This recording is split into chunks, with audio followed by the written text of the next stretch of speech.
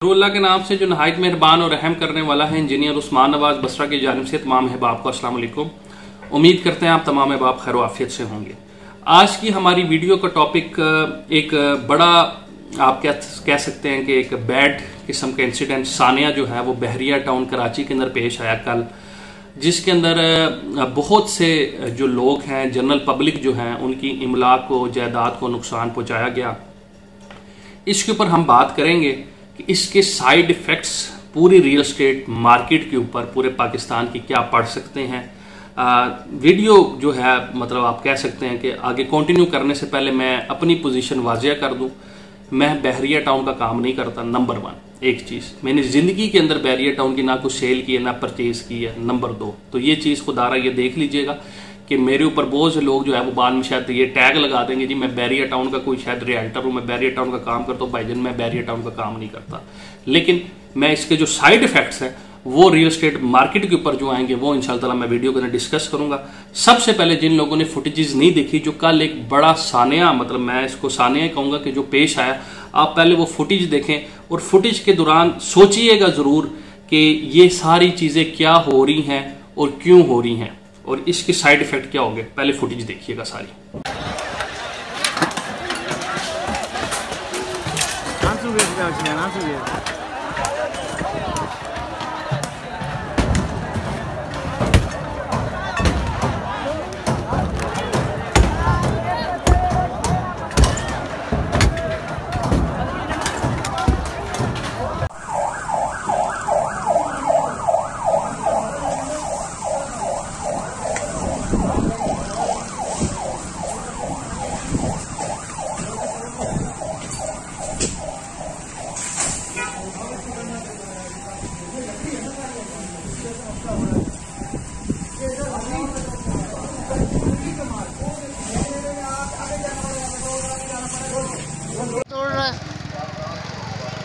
बताओ इनको अंदर आ गए, वो आ गए, अंदर आ गए सर सारे। और ये वो देखें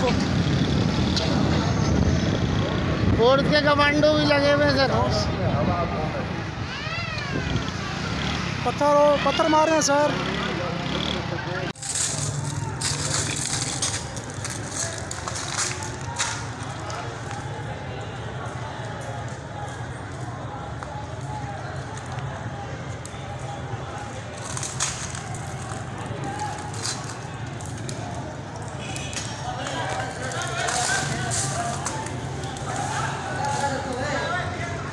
बना के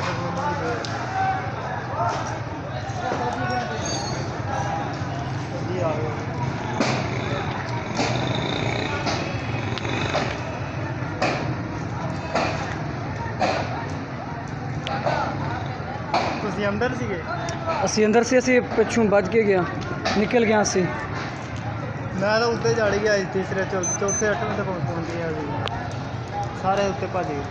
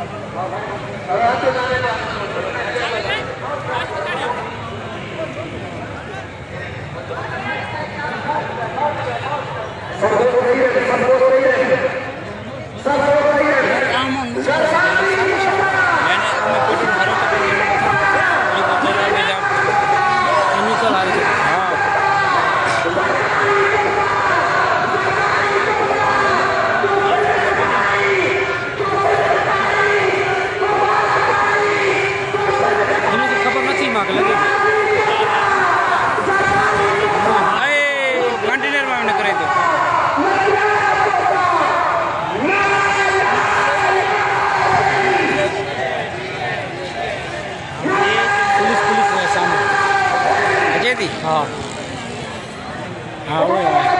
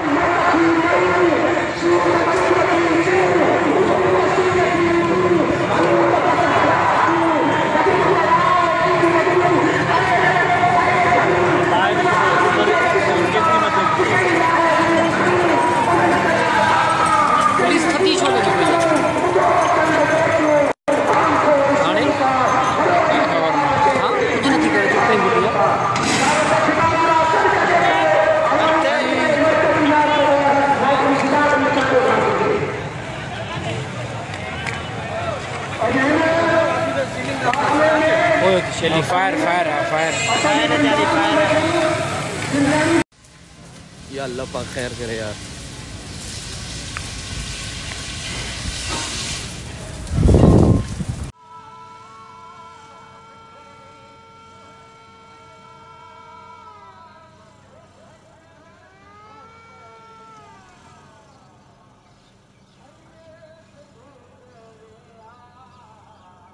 जी तो मेरे दोस्तों, ये आपने फुटेज देखी है जिसके अंदर बहरिया टाउन का मेन गेट जो है हाईवे के ऊपर, उसको आग लगा दी गई है। बहुत से लोगों के ऑफिसेस जो है वो जला दिए गए हैं, गाड़ियां जला दी गई हैं, ऑफिसेस जो हैं उनको बिल्कुल जैसे कहते हैं एक उसकी सब चीज़ें उसकी ख़त्म कर दी गई हैं।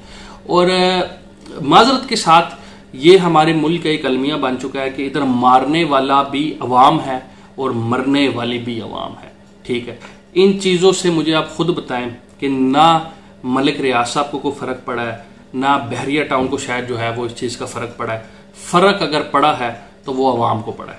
ठीक है, अब इसके अंदर कौन मुलविस है कौन मुलविस नहीं है ये अल्लाह की ज़ात बेहतर जानती है, लेकिन ये बिल्कुल जहालत की एक आप कह सकते हैं एक पीक है कि आप इस तरीके से जाके किसी भी सोसाइटी के अंदर जाके आप ऐसे आप काम कर रहे हो, तो ये बिल्कुल एक गलत चीज़ है। आप बहरिया टाउन की पॉलिसी जो है आप उससे एक नहीं 1000 दफ़ा नहीं 1,00,000 दफ़ा आप उनकी पॉलिसी, बेशक वो लैंड एक्विजिशन के मामले पे हो, सेलिंग के हवाले से हो, आप उससे इख्तलाफ कर सकते हैं, लेकिन इस इख्तलाफ का ये मतलब नहीं है कि आप पाकिस्तानी जो अवाम है, अब ये लोगों की जायदादें हैं, ये लोगों की चीज़ें हैं, ये इसमें बहुत से ओवरसीज लोग होंगे जिनके ऑफिस होंगे, जिनकी दुकानें होंगी, जिनके घर होंगे, जिनकी गाड़ियाँ ऐसी होंगी, मतलब के, लेकिन वो आज जब ऐसी चीज़ किसी बंदे के साथ भी पेश आती है जो बंदा बाहर बैठा है, तो उसको फिर नेक्स्ट टाइम जब वो इन्वेस्टमेंट करता है तो वो बहुत फूक फूक के करता है या करता ही नहीं है।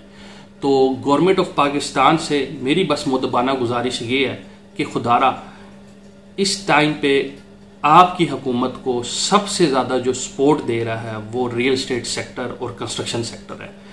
इस्लामाबाद रावलपिंडी की बात की जाए तो कभी आप यहाँ पे कटक खोल देते हैं रावलपिंडी रिंग रोड का, ठीक है, हालांकि इसका एक बहुत सिंपल एक सोल्यूशन है कि आपने जिधर भी रूट बनाना है आप अपने पल्ले से रुपया भी ना लगाएं, हाउसिंग सेक्टर्स वालों को कहें फाइनेंस करें। इन लोगों ने अरबों रुपया जो है वो इकट्ठा किया है, तो अरबों रुपया ये आपको फाइनेंस इजीली कर सकते हैं। आप इनको रस्ते ग्रांट करें, ठीक है, रस्ते आप इनको ग्रांट करें, आप तो जीरो इन्वेस्टमेंट पे काम कर सकते हैं। कभी आप इधर इंक्वायरी रिपोर्ट खोल देते हैं, कभी इधर कर देते हैं, बाद में कहते हैं जी बनेगी, जरूर बनेगी। अब सारी की सारी चीजें मिक्सअप है। फिर उसके बाद ये पाकिस्तान का सबसे बड़ा डेवलपर है बहरिया टाउन, और मैं बहरिया टाउन का काम नहीं करता, लेकिन मैं डंकी की चोट पे इस चीज को एक्सेप्ट करता हूं कि जैसा लाइफस्टाइल, जैसे डेवलपमेंट बहरिया टाउन ने पाकिस्तान में आके इंट्रोड्यूस की है, इस तरीके से ना पहले कभी किसी डेवलपर ने की है, ठीक है, और ना ही कोई आगे। मुझे आज के दौर में मतलब अगले 3-4 साल में कोई डेवलपर नजर नहीं आता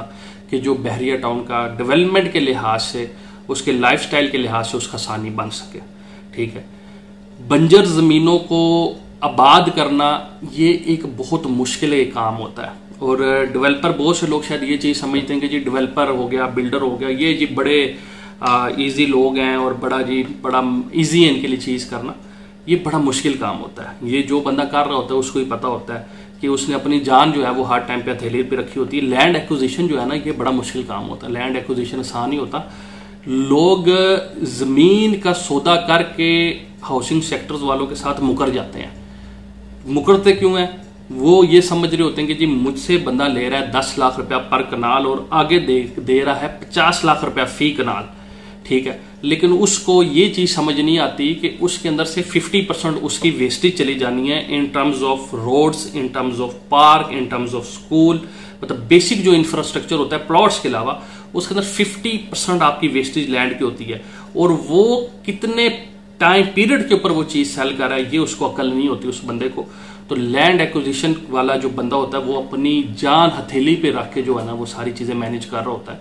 तो ये एक कांटों की एक सेज है जिसके ऊपर डेवलपर बहुत से जो काम करने वाले डेवलपर हैं, मैं मतलब वो जो फेक स्कीम्स उनकी बात नहीं कर रहा, मैं काम करने वाले डेवलपर की बात कर रहा हूँ कि जो मौके पे काम करेंगे, बड़ा मुश्किल काम होता है। तो मैं सिर्फ और सिर्फ गवर्नमेंट ऑफ पाकिस्तान से यही मेरी मुतबाना गुजारिश है जी कि इस टाइप के जितने भी इंसिडेंट्स हैं इनको रोकें, इनको स्टॉप करें, ठीक है। क्योंकि अगर आप इसको स्टॉप नहीं करेंगे तो ओवरसीज पाकिस्तानी जो है वो पाकिस्तान में इन्वेस्टमेंट नहीं करेगा, कभी भी नहीं करेगा। और जो लोकल आपका इन्वेस्टर जो पाकिस्तान के अंदर भी है वो भी अपना वो बेवकूफ़ होगा फिर जो पाकिस्तान में इन्वेस्टमेंट करेगा। वो भी अपना पैसा दुबई ले जाएगा, थाईलैंड ले जाएगा, मलेशिया ले जाएगा, श्रीलंका ले जाएगा, बांग्लादेश ले जाएगा, लेकिन वो पाकिस्तान में अपना पैसा नहीं रखेगा। तो ये कुछ चीज़ें हैं जो कि आपको फौरन, जब पाकिस्तान के सबसे बड़े डेवलपर की उसका ये हाल है, तो हम छोटे डेवलपर्स का क्या मतलब, बंदा खुद सोचे उनका तो फिर अल्लाह ही हाफिज होगा। तो मुझे अपनी दुआ में याद रखिएगा। इंशाल्लाह ताला नेक्स्ट टाइम आपसे फिर मुलाकात होगी। अल्लाह पाक हमें ऐसे वाक़यात से महफूज रखें और हम सबको अपने हिफ्ज़-ओ-मान में रखें। अल्लाह हाफिज़।